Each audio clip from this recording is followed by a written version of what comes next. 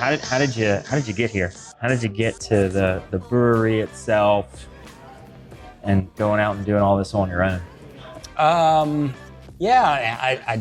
fell in love with craft beer 20-something years ago. Just started home brewing, as a hobby. And it just kind of grew from there. I kind of got competitive. Everybody kept telling me, hey, your beer is great, your beer is great. My mom would tell me, hey, your beer is great. And I'm like, okay, I need more validation than this. And so I started entering competitions. Okay. I'd win and not win. It was kind of mixed bag. And so I started like, okay, I enjoy it. I'm all in. And I'm kind of OCD kind of guy. So if I'm in, I'm all in. Yeah. And so I started, learning, reading professional brewing textbooks, even though I was just home brewing. But I'm like, if these guys know what they're doing, that's the best teacher for me. And, I joined Red Stick Brewmasters, which is like one of our local homebrew clubs. And they were kind of like, man, your beer's great. You should send it in a competition. So, I started, beer competing.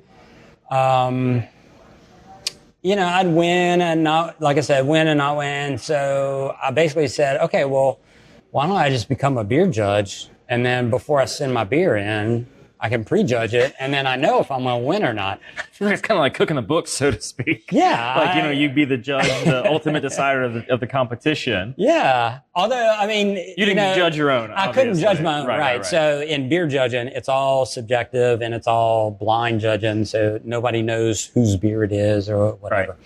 And it's competitions across the country. So, you can send your beer to California to get judged, or we have local Louisiana competitions or whatever. So, I did that for a while. I again, became a certified judge, and then I started studying about water and water chemistry, the elements of brewing.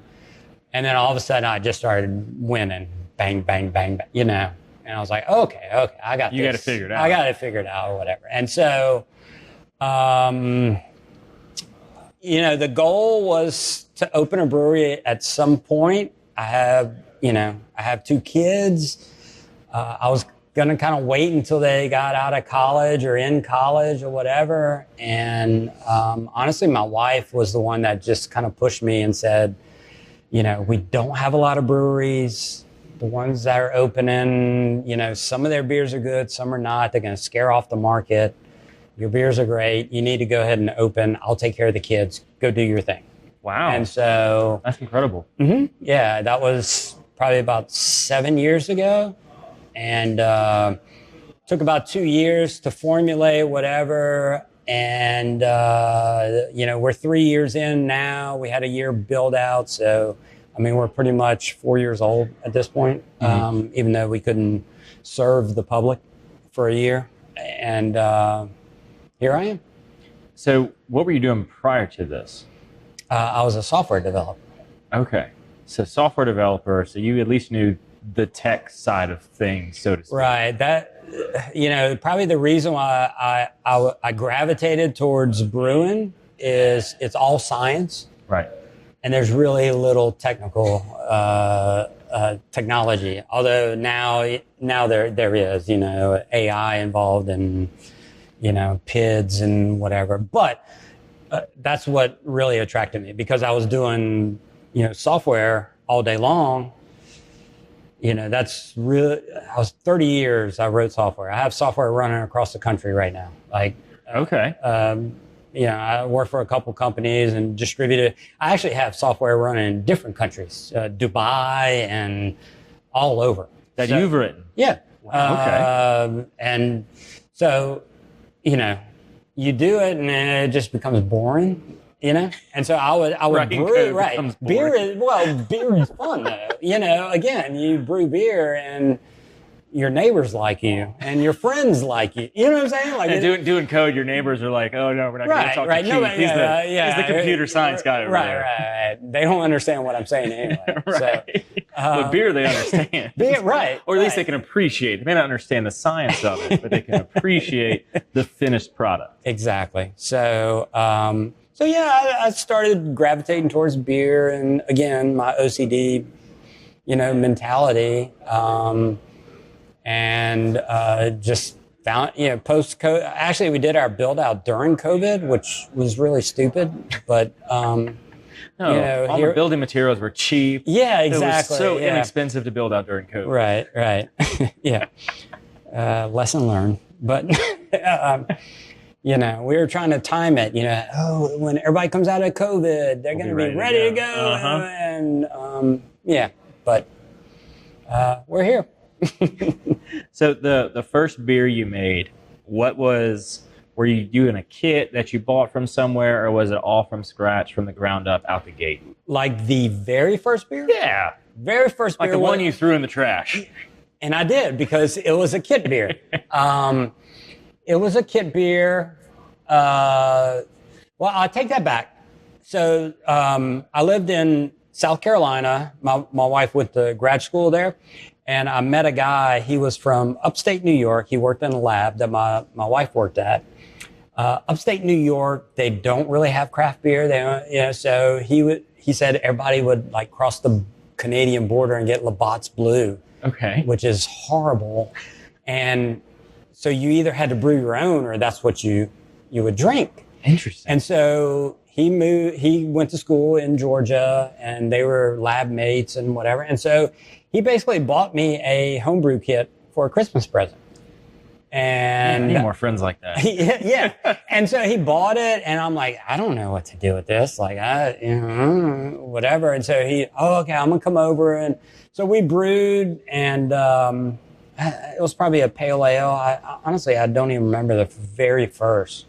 We brewed 2 batches, and then, she graduated, so we moved away, and I've lost touch with him, or, I have no idea where he is now. But moved back to Baton Rouge because, again, my wife became a little homesick, and she wanted to see family and stuff.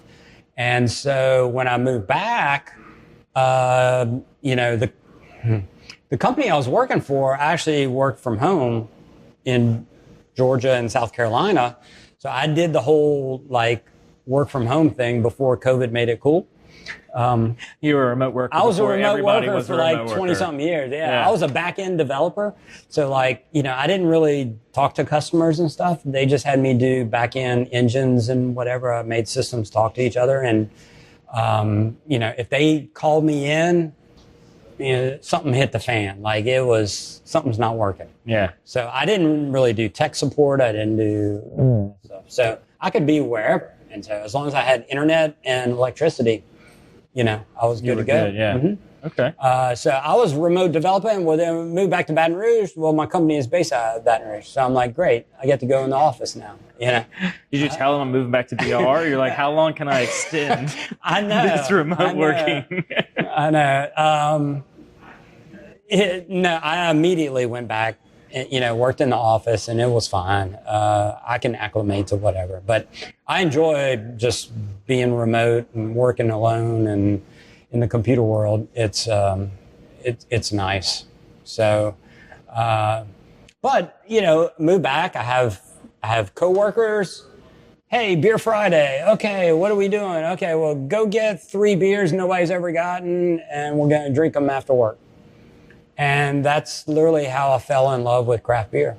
Sitting there drinking different styles, and we go to Calandros, and we rotate. It was 3 of us, 3 developers. Yeah.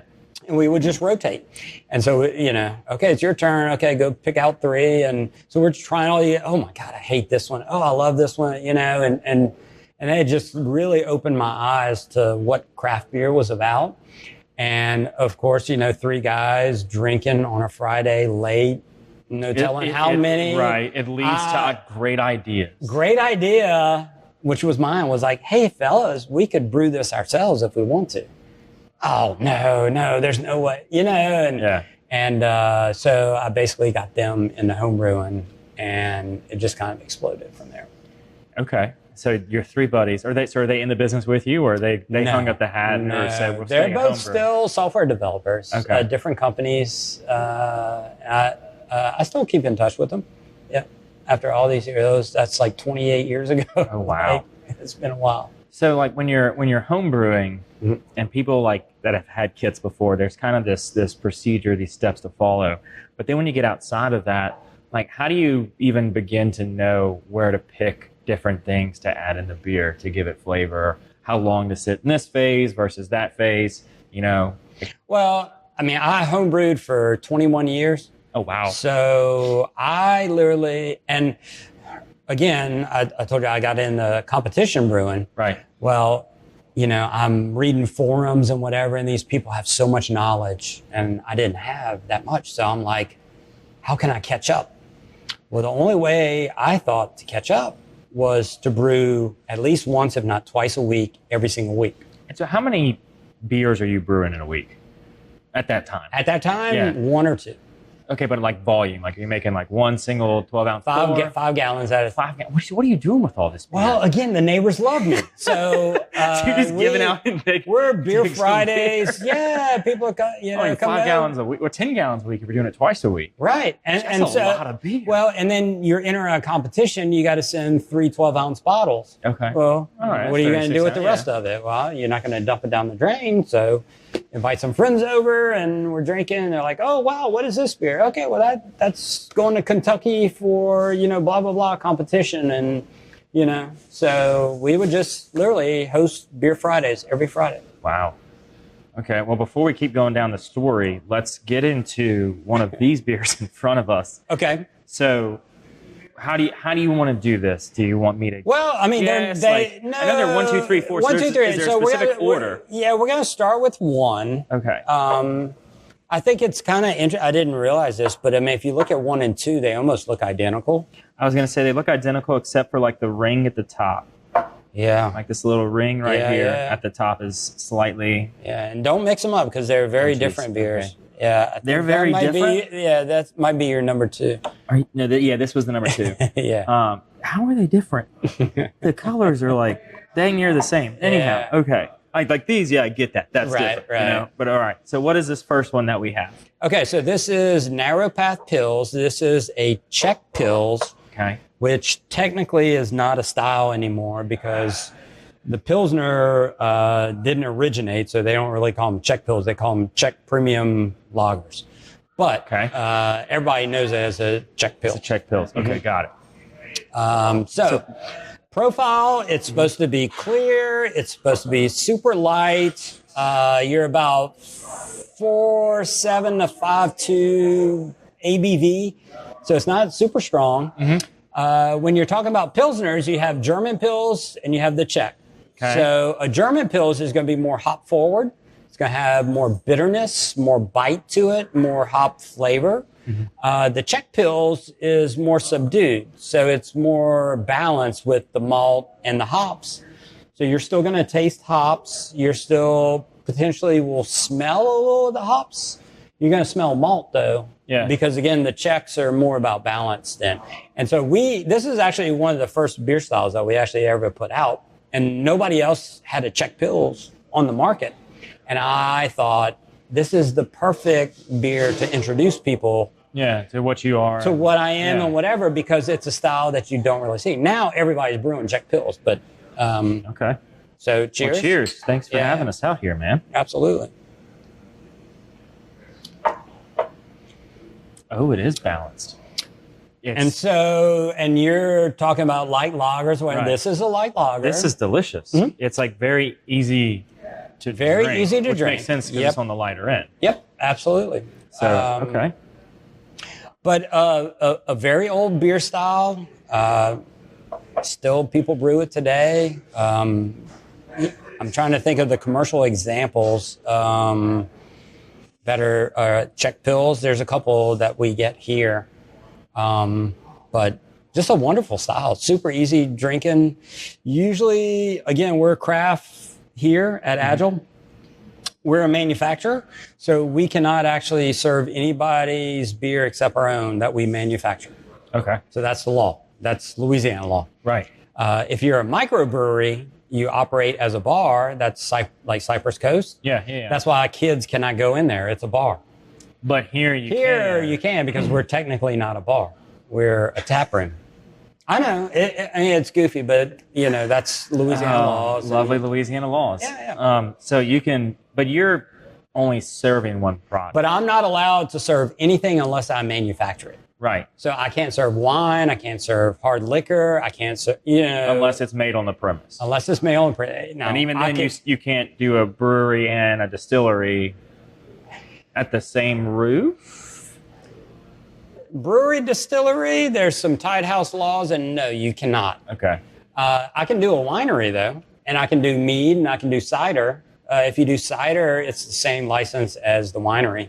Okay. So that's it's like $1,000 a year or whatever. Mm-hmm. Extra license.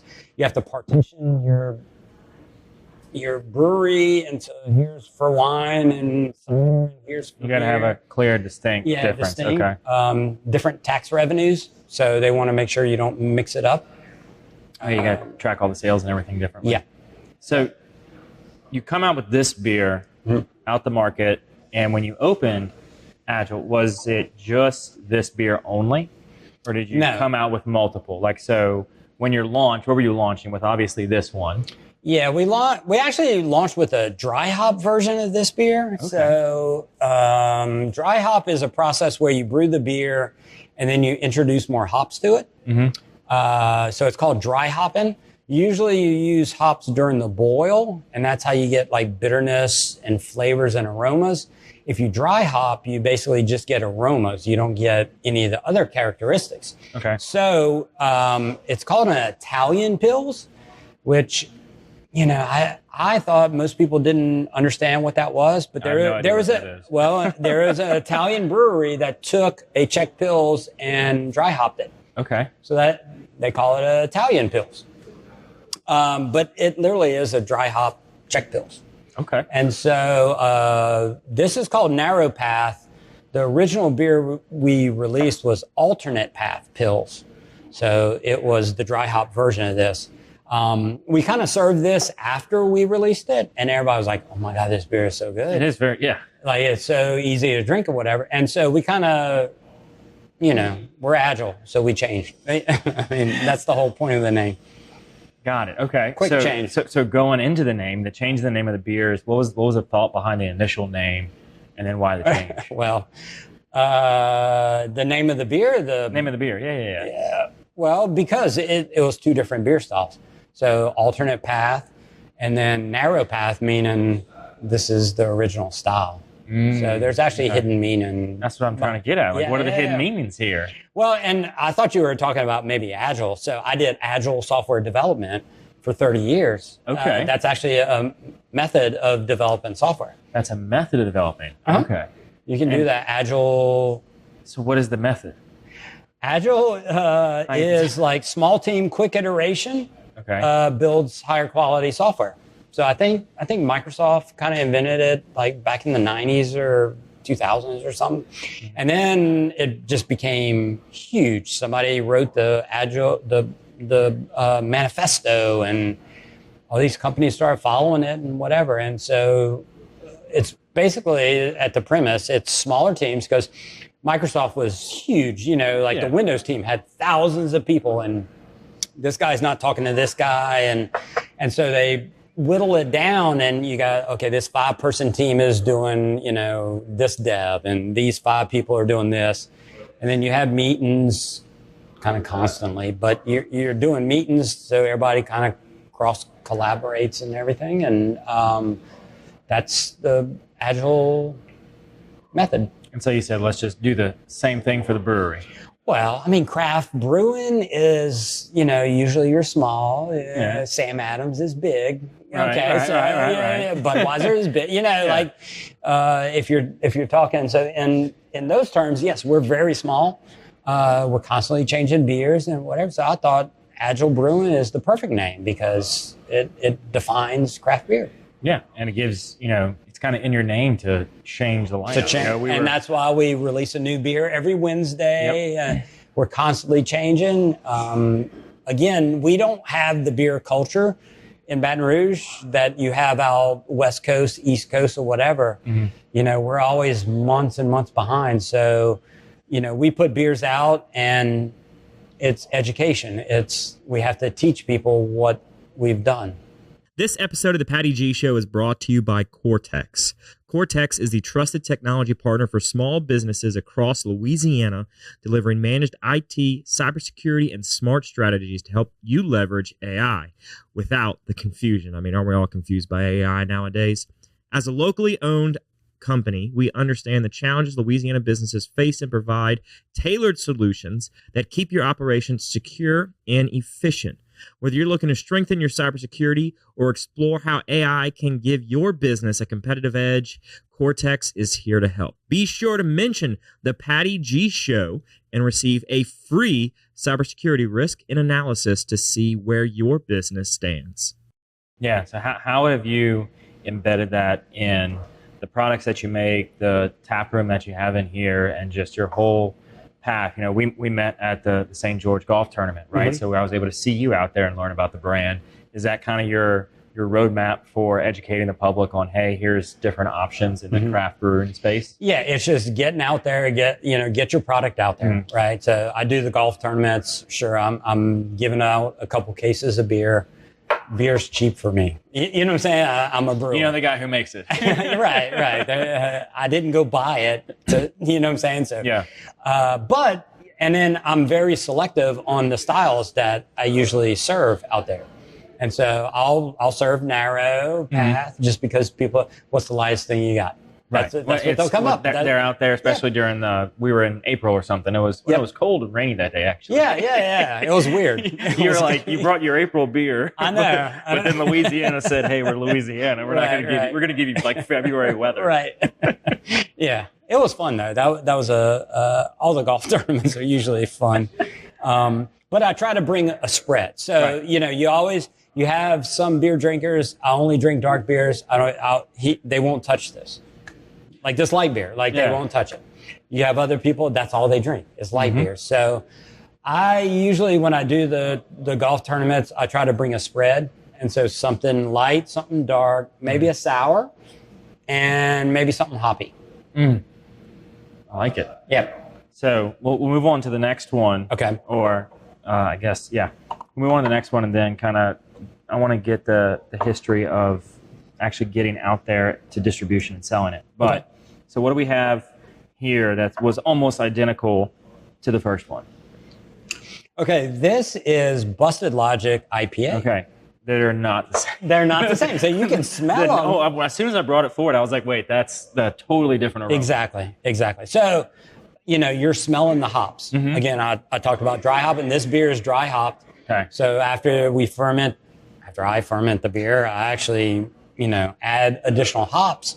And, at room temperature, it extracts hop oils, but it doesn't isomerize it. So hops basically, the longer you boil them, the more bitterness you pull out of them. Mm-hmm. That's isomerization of hop oils. Okay. If you boil them for 20 minutes, you'll taste the hop, but you won't get the bitterness, but you won't smell what the hop smells like. Okay. And then when you dry hop, you're not getting bitterness and you're not getting flavor, but you're getting more of the aromatics of the hops. Okay, so that's the reason. So that's the reason why you dry hop. So when you make some of these beers, you're adding hops all along the way. Mm-hmm. Some beers you add, early and not late. Some you add late, not early. It depends on what beer you're brewing, basically. And so what's the name of this one? This First is one called was the Narrow Path. Right, Narrow Path Czech Pills. This is Busted Logic. This is a West Coast IPA. And Logic. West Coast IPA, that's actually a style the West Coast invented. Okay. America does not have a lot of beer styles that we created. We had the German and the English brewers that immigrated over and then they started brewing. So you look at the American light lagers, those are actually German lagers that were brewed in America versus Germany. Like the American pale ales and all those? No, like Budweiser and Bud Light. Yeah. Those are all the German immigrants that came over. They actually had yeast in their pocket, and they came over, and because they didn't know if we had yeast or not. Right. And so all the American light lagers have adjuncts. So adjunct is a cheap sugar. That's what that means in the brewing world. So corn, rice, cane sugar, any of those, that's a cheap sugar to add to brew. In Germany, that's against the law. They couldn't do it. They come over here, it's the Wild Wild West. And they're like, oh, there's no laws. I can do whatever I want. Well, you're going to use corn because we had a ton of corn. You're going to use rice because we had a ton of rice. And so all the American light lager styles are based off of using adjuncts from those brewers. Okay. And so that's kind of the thought here? Or? Well, so IPA comes from English. The English actually created the IPA. When they were at war with India, they actually would ship beers and they would spoil. But when they would ship a hop-forward beer, it would survive the voyage to India. And that's where the name became IPA, India Pale Ale. Okay. So India Pale Ale was not created in India. It was created in England, shipped to India. Didn't know that. Okay, so English IPA, again, hops are like grapes, right? They grow all across the world, and they taste different wherever they're grown. Right. How far from the equator they are, how much moisture in the soil. So the English hops are more woodsy, earthy, completely different profile than what we have here in America. American hops are all citrusy and piney, and there's some descriptors for our hops. Right. You go to Australia, and they're all pineapple and papaya, and there's all kinds of, because it's a tropical climate. Right. So the English IPA basically was not what you're drinking today, but that's why I say West Coast IPA, that's the Americanized version of the English IPA. We didn't create the IPA style. This is our version of the IPA. Of the IPA, yes. Okay. Let's give it a shot. Yeah, cheers. Cheers.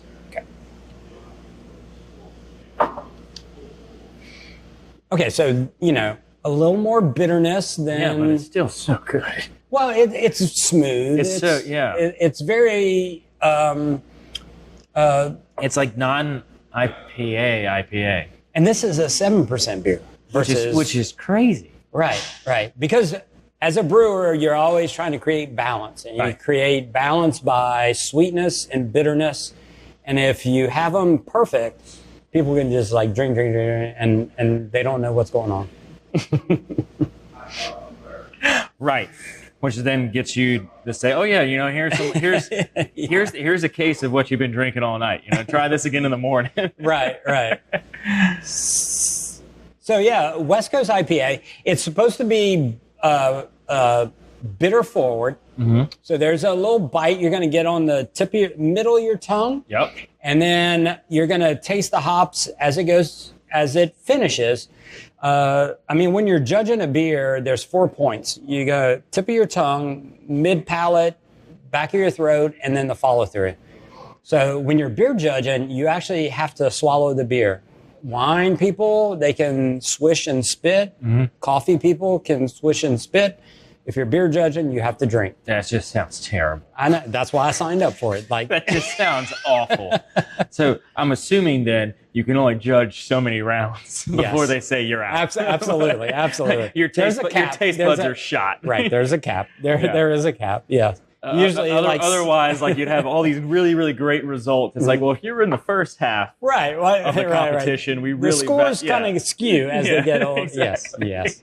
But yeah, typically 6 beer maximum if you're judging. Well, and you're only drinking... You're not even drinking probably 5 ounce. You're probably doing 4. Well, then you got to drink almost are you just saying just 6 4-ounce taste is all you can judge? Got it. So it's just basically one. That's a flight. One flight. Right. That's how they do it. They they break the competition down into flights. Okay. So if you have like 12 beers, they'll give you like 6 in a flight. You judge these 6. Somebody else judges the 6.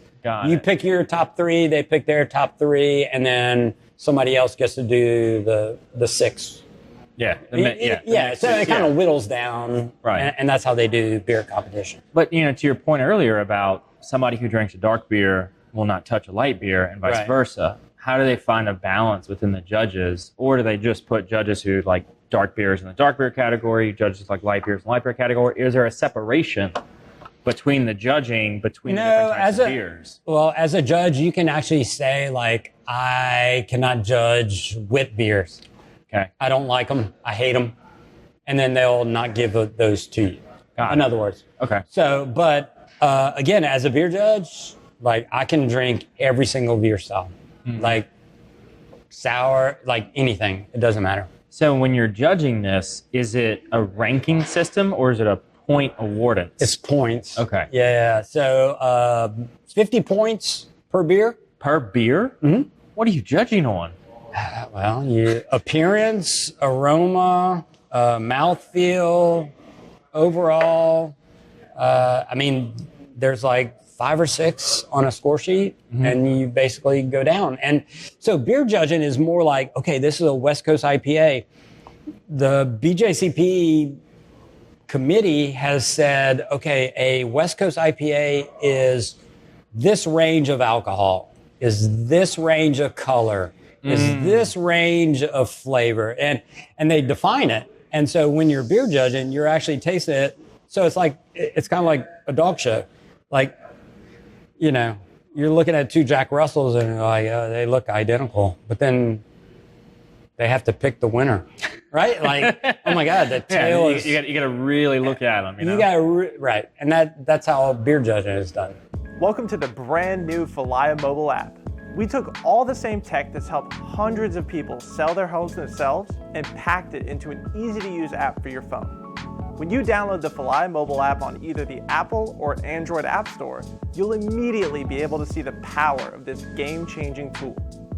From the seller's dashboard, you can navigate to all the information that you need.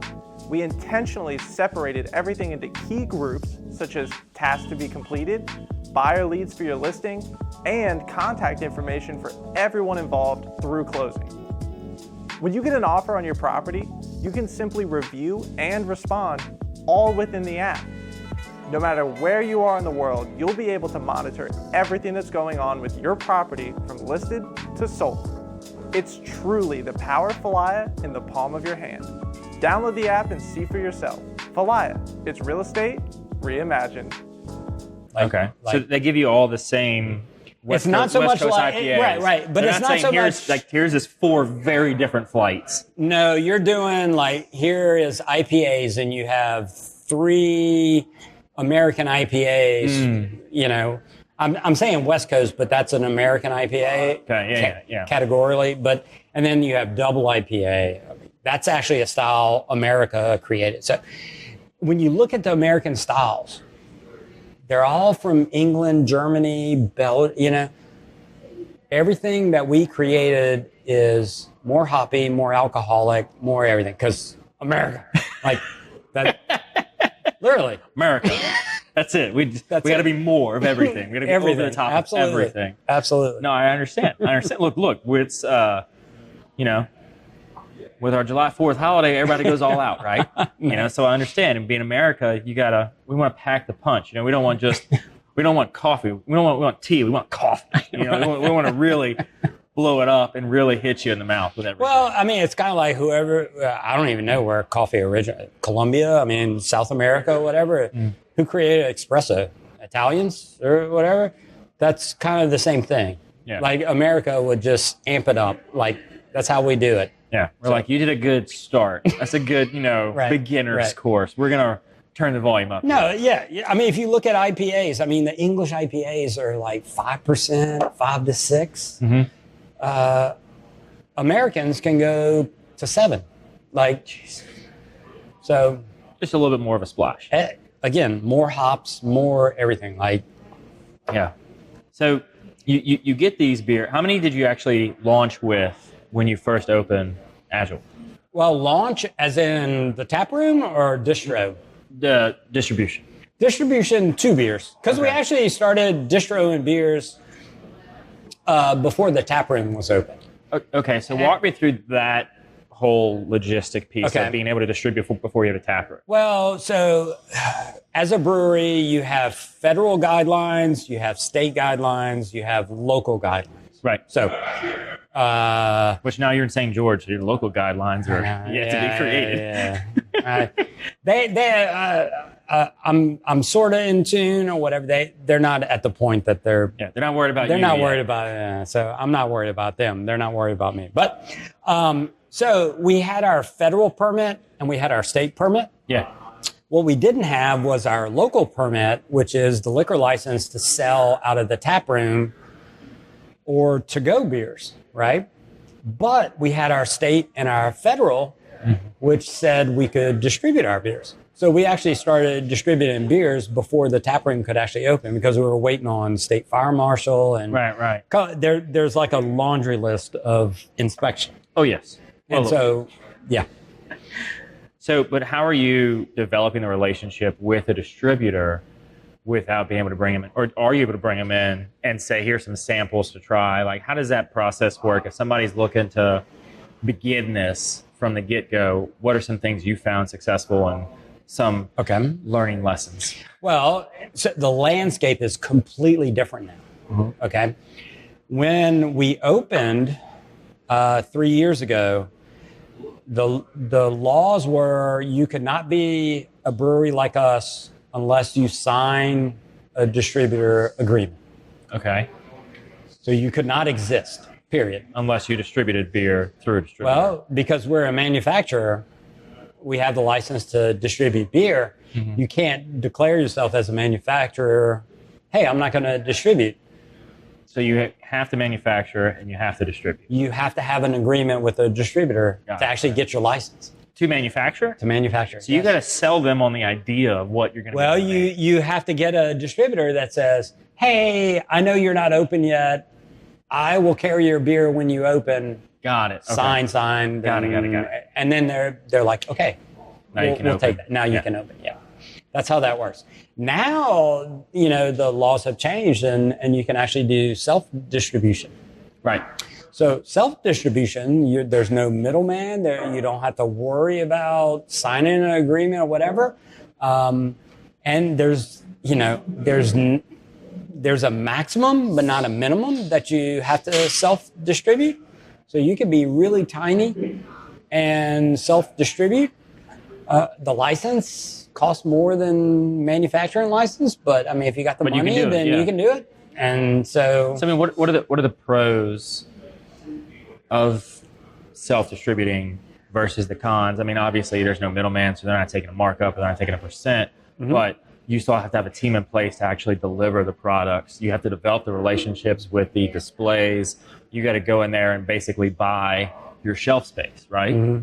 Well, you can't buy shelf space. That's against the law. I'm sorry, not buy, but I know. Develop rapport. I'm sorry.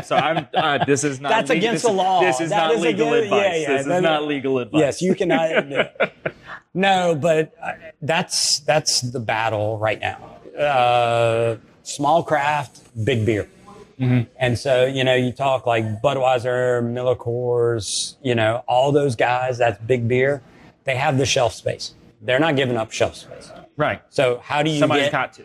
Well, there's limited shelf space. Or they add shelf space. They can get creative, but yes, you have to, develop a rapport with the retailers and like, hey, I got this. Hey, I'm craft beer, Yeah. You get the song and dance. Right. You get the song and dance. Right. And they're like, oh, wow, I like your dance. I like your song. Okay. We'll sell it. Okay. I'll give you one SKU on the corner of this shelf.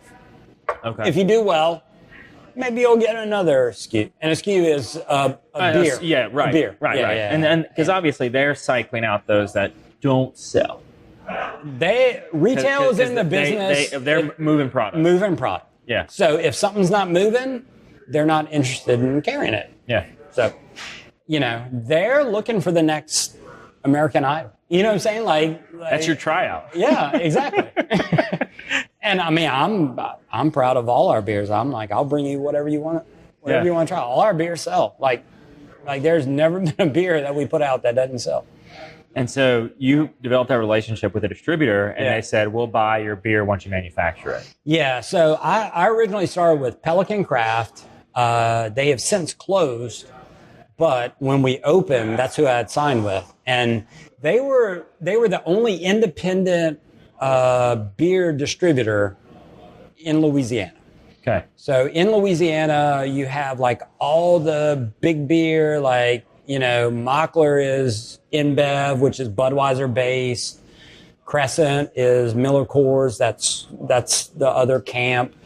You know, you have all these big beer people. There is International Wine out of New Orleans. But I mean, they carry craft. Like, it's kind of cute. Like, you know, like, they're like, oh, we do this, so we're supporting the locals. Yeah, yeah. They pull in. They used to pull in a lot of out of state that the big guys didn't want to mess with. Right. But you know, we're small, and you know, we're battling, and you know, it's a dog eat dog world. Oh yeah, like crazy. So then you get in with them, and then you have the first order, and I'm sure it went off without a hitch. Sure. So when you get that true first order, once you're manufacturing, was it overwhelming, underwhelming, or right where you expected, or are they predefined based on the original agreement? I don't know. Well, so you know, we started with the distributor, right, and they were, you know, of course they're going to order our beer. That's part of the agreement. That's part of the agreement. That's why you can make the beer. You sign the agreement, like you have to, like. Yeah. And so they bought, we sold. It was cool, you know, to see like the beer go on tap at the first bar. Which was the first bar? Mid-City Beer Garden, actually. Yeah. They put our alternate path pills on. That was the very first one, and you know, from there it just kind of grew and whatnot. It was, you know, Total Wine picked us up. That's huge. And it's huge on all fronts. Right. Yes, it's great. It's great. But they put us on an end cap, you know, so my wife and I went out just to see our beer on the end cap. That's a huge thing, to be on the end cap in Total Wine. Yeah, like it's grabbing everyone's attention that walks by. They don't have to go down. And, you know, most consumers most people go in and they just buy their beer or whatever. But if you're on the end cap, you've done something. You get a head turn. You know, you get that. Wait a minute. Thank you to our wonderful sponsor, Lake Men's Health Center with Our Lady of the Lake Physicians Group. Guys, I know it's tough to get out and go to the doctor. I know it's challenging to find time in our busy days. But I promise you, signing up to be a part of this group with Dr. Curtis Chastain and Dr. Tyler Boudreau, you won't regret it for several reasons, but most of those being the fact of the time it saves, where you're able to get in on the same day, get that appointment done, and spend that time you need to talk with them about what your health goals and concerns are, as well as ensuring that the financial investments you have, you will be able to live out and see those come to fruition. So if you're an investing guy, you know all about and planning for the future and investing in the future. There's no other more important thing to invest in than your health. Make sure you go check them out. Our Lady of the Lake Physicians Group Men's Health Center, and tell them Patty G sent you. Next thing would be a floor stack. If you get a floor stack, because they can put them anywhere, that's huge. Did you get a floor stack? I've never gotten a floor stack yet. And how many Rouses? I know, 30, 31. 31 Rouses? Yeah. None of them have given you a floor stack? Well, one has, actually, because he didn't have an end cap. So, and you're it's like, actually, we can't do an end cap. No. Will you take a floor? Right. It's actually funny because I showed up and I have like 4 cases of beer. And I'm like, you got 4 SKUs? I'm here to put it out. And he's like, what is this? The beer manager. And I'm like, this is, y'all just had a shelf reset, and Agile is on your shelf. Yeah, you know, Agile Beer, you know, we're here to sell. So, well, again, Rouse's is a huge company, company. So I was dealing with corporate. It didn't always talk to the local store man. There's a lot of layers. There's a whole lot of layers. There's a whole lot of layers. So, I'd go to the stores. I'm like, hey, I'm with Agile. So you were bringing the beer for the first go round, or since? This is when we went self-distro. So when the other company closed down. Pelican closed down, and so you backtrack, but we basically had to decide, sign with one of the beer distributors or do it ourselves. And ultimately, thought it wasn't that much work. And we can brew it. We can surely deliver it. How hard can it be to, put a 6-pack on a 4-pack on the shelf? So turns out it's pretty challenging. There's so many challenges. Yes. Yeah. So what ended up happening with you show up and you have the beer and he's like, what am I supposed to do with this? I show up with the beer and the guy's like, what is this? I'm like, I'm Agile. I got, 4 SKUs. I'm here. And he's like, I can't do 4 SKUs. I'm like, well, no, it's in the shelf set. Corporate had sent me every store, this guy has 4, this guy has 6, this guy has 3, Yeah. And I was like, okay, what do I do? And Rouse is like, just bring them beer, and they'll put it on the shelf. They'll figure it out. And actually, you have to stock yourself at Rouse's. Yeah, and I've seen that happen. Yeah, so I'd bring the beer, you have to check it in, and then you have to go stock it. And so I'm sitting there, and the guy's like, I can't do this. I'm like, well, you have 4 SKUs. He's like, yeah, but I got no space. He's like, I can't put 4 cases on the floor. I'm like, oh, well, what do you want? I'm like, what do you want? He was like, give me 5 cases of each. I'm like, I'll be back tomorrow.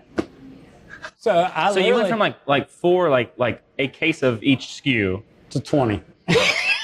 And help me out here. I'm thinking a case is in a 6-pack. Clearly, that's not 24 cans in a case. Okay, so 24 cans in a case. Yeah. So you go for wow. Yeah. That order went from okay, this is okay. Yeah, this is $150 order to a $600 something order. Yeah, huge. Yeah. Huge when you're self-distributing. Yes, huge. So I showed up, Saturday delivered that one.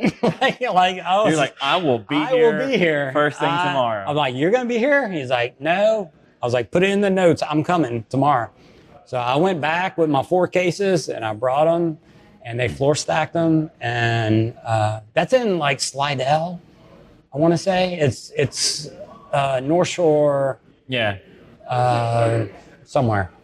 All right. Well, let's move on to 3, and then I want to hear kind of the progression from there, where you were self-distributing, and then the decision or how you got to going back, or did you go back? So we'll start with number 3, and then we'll go down the path. Okay. So this is clearly very, very different. Yes. So very different from the first 2. We're now dark. We're now getting to something with a little bit more color. Yep. What all do we have going on here? Okay, so this is actually the very first beer that we ever brewed. Okay. At Agile. Okay. Now, not this batch, this is the first beer, but this is the first recipe. I mean, you haven't sold any. I know. So this was the first beer you distributed. This is the first beer you brewed. We brewed, yes. Okay. Yes. So what is this? What is it called? What do we got here? This is classic version. This is an English brown ale. English brown ale. Yes. Brown ale. Yes. Okay. So what can we expect? Okay, so a brown ale is going to be malt forward. Yep. Got that. You should not smell hops. Nope. You should not taste hops. Okay. It's going to have chocolate. Yep. Maybe a touch of coffee. Malty, smooth. It's sitting at around 5% ABV, so easy drinking. But this is English brown ale. Okay.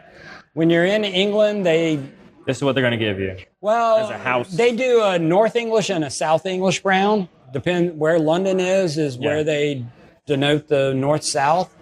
North is going to be a little drier, like Newcastle.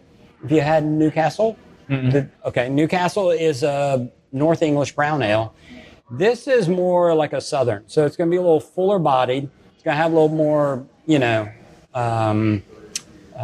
flavor and body to it. So, again, classic version. All right. Cheers. Cheers.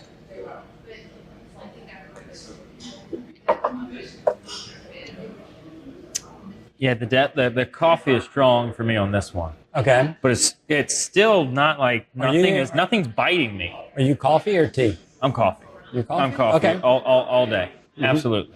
So there's a little roast. There is. Oh, it comes out after. Yeah. And all right. It's on the back end. Yeah. It's on the back end. Yep. So, but it shouldn't be acrid. It shouldn't be like so roasty. That's when you start to get to like the stouts and the porters and stuff, because those are different beer styles than what we're drinking right now. Yeah, like there's no necessarily bad after. It's just like it just opens up the more that you sit, the more that you wait, and it's very good. It's still a very much a drinkable beer. It's very, I don't know, it's not, for the color, it's almost like you look at the color and you're like, oh, that's going to be super heavy, super, Right, it's not a super heavy beer at all. This was the beer that we actually won GABF gold medal with.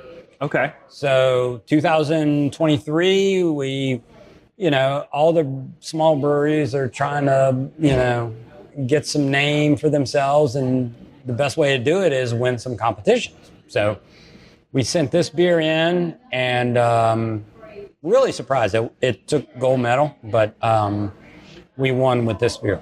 Okay.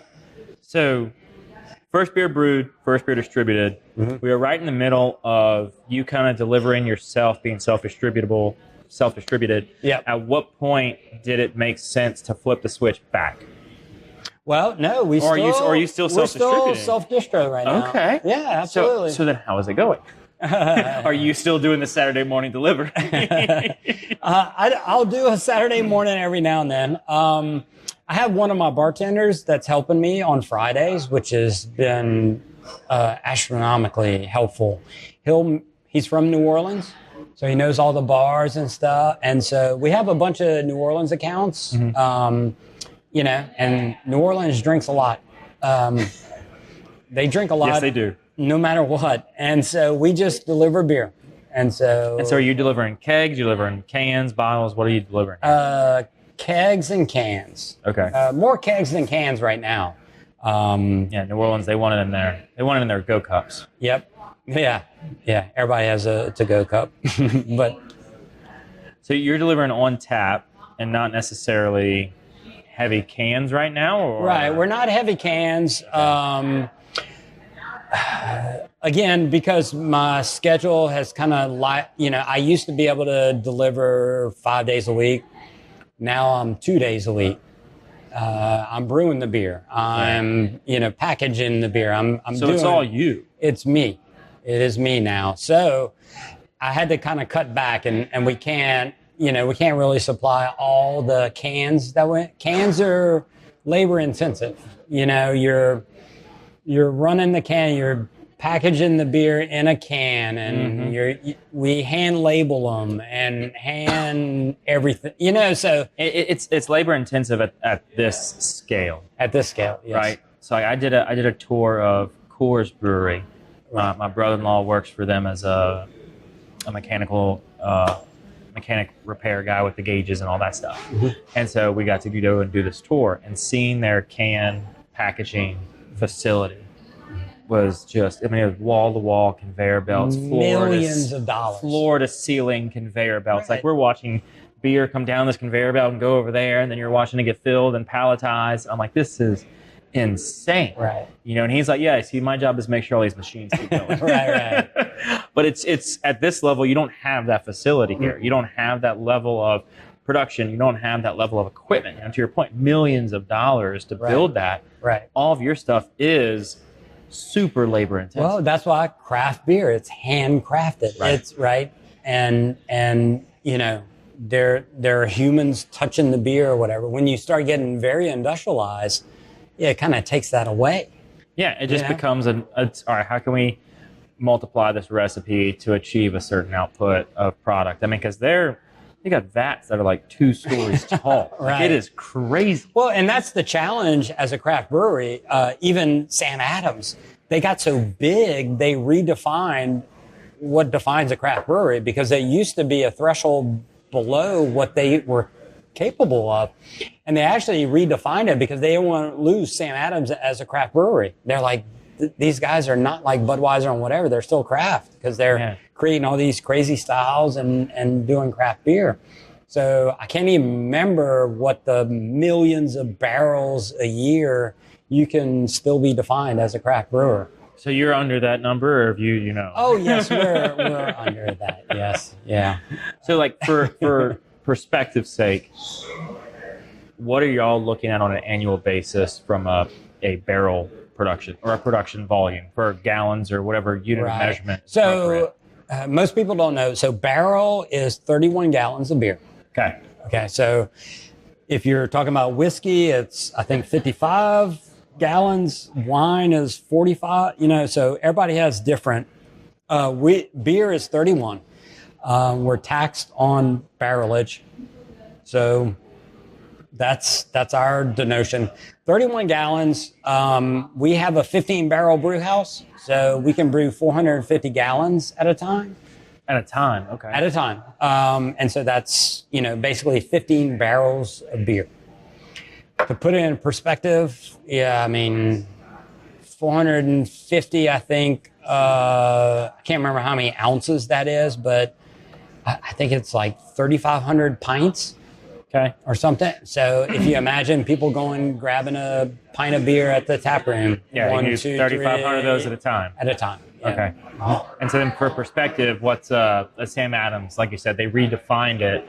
So what volume did they have to redefine what a craft brewery is? It's a couple million barrels a year. A couple million barrels a year. Yeah. Okay. Yeah. And so you're doing how many in a year? 15. We're trying to get to 700. That's still impressive. Yeah. Ask somebody to go and try to brew 700 barrels of beer. Like, that's still a very much sizable operation. Well, the bigger, like some of the larger craft breweries, Stone and, Sam Adams, I'm trying to think of some of the other ones. They have Abita. Abita is like one of the, they're on top 25 list in America. Abita is distributed to all 50 states. If we didn't have Abita here, we would be in absolute last place for breweries per capita. Really? Yeah, absolutely. Like, they make so much beer and distribute it across America. Just on their own? On their own, yeah. Mm. Yep. Crazy. It's them, and then, you start going Urban South and Gnarly and Parrot, and I'm not trying to rank them, but I'm just saying, what I'm saying? Like, those are the bigger guys under. Yeah. Nobody's touching Abita. No. They're huge. They're huge. So you go through all this, you're doing your self-distribution still today, but then you've got the element of the tap room that comes into play, right? So we're out here in your tap room. At what point were you able to open this up? I know you said about a year or so of renovations, and then when this opens up, how does it take place? We did Was there a fire? A kitchen, yes, but not here. Right. Not here. But that was long after we had opened. But yeah, we did a soft opening on I want to say like a Thursday. I invited like family and friends and just got the tap system hooked up, and I'm like, God, I hope this pours beer, and I hope the POS works. I hope this works. I hope all this works, and open the doors, and people are like, hey, I'll take a blah, blah, blah. I'm like, oh my God, and I was bartending. Work. I was bartending. Just you. Just me. Yes. So you're serving all these people. I'm serving all these people, and we probably had 30 people or something. But still 30 people at one time. It was a little overwhelming for not being for the first time. Yeah. And so we're like, okay, we soft open. Let's go ahead, and we kind of like silently opened that Friday, and we had people waiting outside before we opened, and it's just been crazy. So at what point does the food truck come in? Okay, so the vision of the company, right? A tap room, you have families coming, you have everything, right? My wife and I, I'm a huge beer nerd, so I've been to tap rooms across the country, right? I can take her, she'll have a beer with me. She's not going to slam 3 pints unless I get her food. Right. Okay, so you always have to have something for people to snack on or eat or whatever. And so the food was always an element of the business plan. Like, we have to have food. You always had to have food. Always have to have food. You have to have the health department involved to open a brewery. You have to have the health department involved to open a food truck or food trailer, whatever, mobile. So I said, let's open the brewery first, and then let's get that out of the way. And then, just so we don't confuse, like, what we're trying to do here. Yeah, what are you here to inspect? And yeah, you don't want to confuse them either. Yeah. So we opened the tap room and basically tried, called in food trucks and whatever. And again, we're Baton Rouge. We're not New Orleans. Right. So we try to think we're like a big metropolis, and we're not. But, handful of food trucks, they sometimes would show up. They'd leave early. And then we had customers coming in that were like, hey, is blah, blah sandwich here? No, they left early. They didn't really have business, so they left. And they just turn around and walk out. So then they started coming for the food. Well, they came for beer. Yeah, they came for beer, but they wanted food too. Right. And there's no food, so they're not going to sit here and just like drink. Right. That's a bar. They're not coming to a bar. They're not coming to a tap room. They're coming to a tap room, right? So I think it took like 3 or 4 months. We had the food trailer. It was in the original plan. It was sitting there. It wasn't inspected. And then we just said, okay, let's do it. So we got it inspected. It passed inspection. We're like, okay, let's cook. And yes, I cooked for the first 6 months. Okay. So because I didn't clearly know. All of your culinary background has led you up to being able to cook in the food kitchen. Yeah. I mean, it's a griddle and a couple fryers. Yeah. You know what I'm saying? Like, you can do magic on. But no, I've never worked in a kitchen before, and just had to learn really quick. Wow. Okay. So let's move on to the last one. Okay. That looks strikingly different than everything else. Okay. What do we have here? Okay. So this is not beer. I didn't think it was. Okay. I'm glad I was a little partially right there. This is a seltzer. Oh. Which, as a brewery, we can produce. We can't produce wine. We can't produce mead. We can't distill alcohol, but seltzer is your middle ground. Seltzer are allowed. Okay. This is the top selling thing that we have in our tap room, which is why I brought it out. All right. This is Code Lime. Code Blanc? Code Lime. Code Lime. So this is an Imperial Margarita Seltzer. I was going to say it looks like a margarita. But I didn't want to put it out there. And so this is 12%. Okay. Just to give you kind of the alcohol note of a margarita. Mm-hmm. And it's sweet. It's tart. It's limey. Mm-hmm. Okay. So not frozen, not on ice. Not on ice. It actually warmed up a little bit since we served it last, but literally this is our top selling liquor. So you have multiple seltzers? We do. Okay. So what's the liquor base? Well, I mean, we make it. We make it as just plain, and then we add the lime to it. Got it. Okay. To make, and then we back sweeten it to give it some sweetness. Okay. So how did this come about? I mean, you're a brewery. Right. Just to have something different for, not everybody's a beer person. And some people come in, yes, they want wine. Sorry, we don't have wine. We can't serve wine. Yeah. What else do you have? This was a happy medium for you. Yeah. Okay. And it just kind of exploded. Gotcha. And so how many of these variations, or is this the main? This is the main one. We do, we've done a jalapeno. We've done a strawberry. We have a pomegranate version on right now. But this is the granddaddy. This is the OG. Yeah. Well, I mean, I can see why. It's very margarita-esque. You've got your margarita flavor, which is great because we're, here. You've got tacos this evening on the food menu item, right? So this should blend very well with that. Yes. So you've got the kitchen open, you got the food truck open, you're cooking. At what point does this not become just a one-man show? When do you start bringing people on, right? You've got to expand, you've got to grow.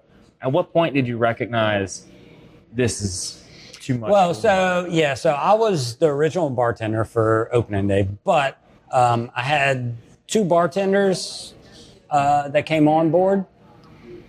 And so, basically that Thursday I worked alone, and then Friday, Saturday I had help. And then it just kind of grew from there. And it was just kind of fill out the landscape. Originally we were only open like Wednesday through Saturday, I want to say. So Wednesday, Thursday, Friday, Saturday.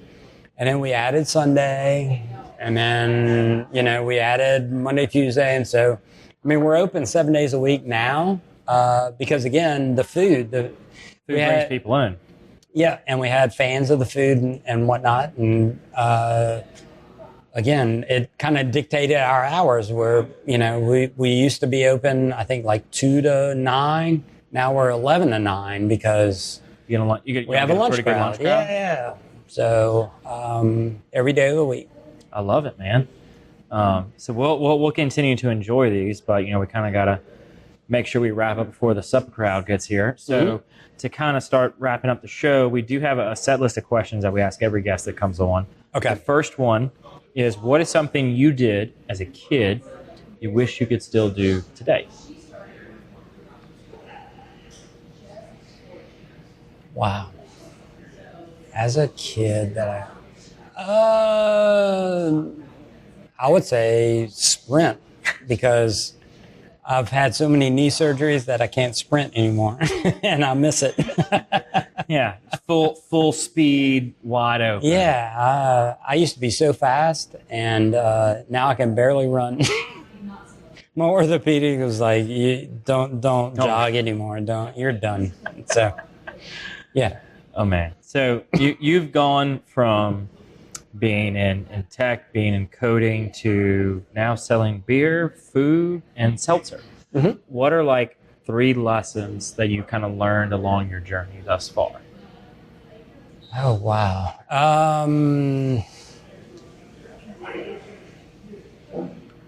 3.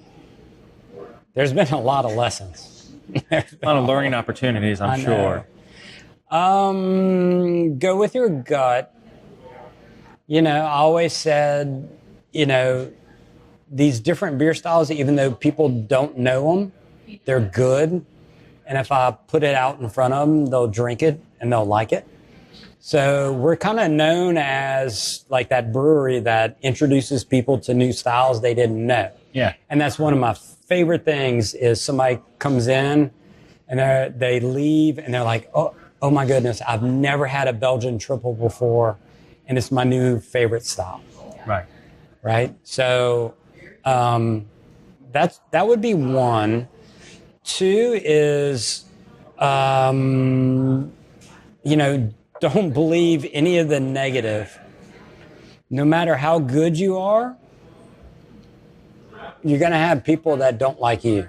Oh, yeah. And don't listen to those guys. Listen to the ones that love you. Or support you, or, whatever. You're going to have both no matter what. So going into this blind, I was just like, everybody's going to love my beer. Not so much. Not so much. Everybody becomes very critical real quick. Yeah, hypercritical. And 3, learn to juggle. Again, I didn't know how to cook. I jumped in the kitchen. Right now, I do all the jobs. If we're short of bartender, I'll bartend. I'm cooking on the weekends. I cook every Saturday and Sunday, Monday, because I'm short one chef right now. Wow. I'm working on getting another one in, but until then, I can't close the kitchen. So people want the food. Yeah. People want the food and whatever. So I cook on the weekend. So, if you're gonna go in, you're gonna have to wear multiple hats and just embrace it. I love it. I used to do computer work. I did Agile, so I did scrums and whatever. And, we had a meeting every day at 9 a.m. And what did you do yesterday? What are you doing today? I've done that for 30 years. And now it's like, I wake up and I'm like, what do I need to do today? Okay, I got to keg this beer. I got to, You get your list built out, yeah. Mentally, I'll build my list. And I'm a list guy. So I still create the list. And I check off as I go. And so, I'll show you my list today. I got 2 of 8 done. But it's better than none. You got 2 done. I got 2 done. Absolutely. And so I'm always running behind, and I'm always overambitious. I always think I can do more than I can actually do. Yeah. Juggle. Used to clean bathrooms with my head bartender. And she was like, did you ever imagine that you would own a brewery and have to clean a toilet? I was like, I'm doing what I need to do.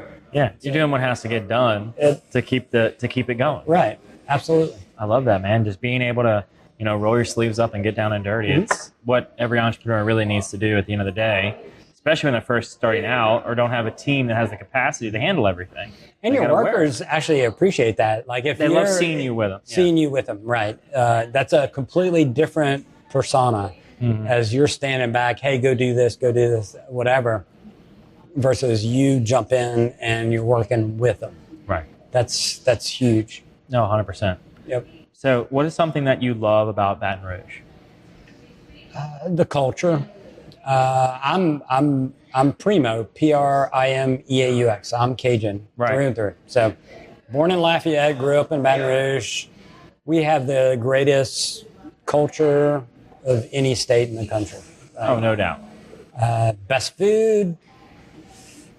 If they lighten the laws on beer, we could be the top beer state. And if we had the number 1 beer and the number 1 food, we'd be unstoppable. We'd be unstoppable. But at least we have the food. Yeah, we got something going for us, right? Something.